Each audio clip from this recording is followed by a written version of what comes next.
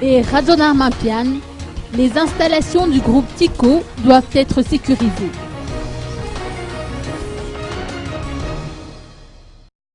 Suite à une communication de Olga Ramalasson, ministre du Commerce, et après les actes de vandalisme perpétrés contre les installations du groupe Tyco, et Radonarmampian, président de la République, a ordonné la mise en place d'un dispositif de sécurisation.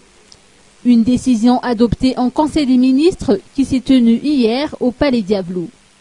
Les forces de l'ordre seront mobilisées pour renforcer le gardiennage des sites du port de Thomassen et de Sambena Manzakanjin appartenant à ce groupe industriel.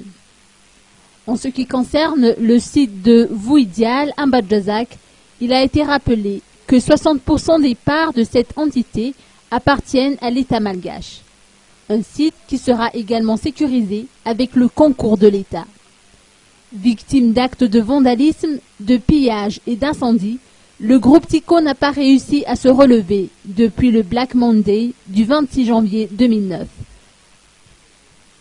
Ce groupe de sociétés fondé par le couple Mark Ravalmanan a traversé par la suite des moments difficiles jusqu'à aujourd'hui, puisque la direction des impôts leur réclame plus de 100 milliards d'ariars à titre d'acquittement fiscal.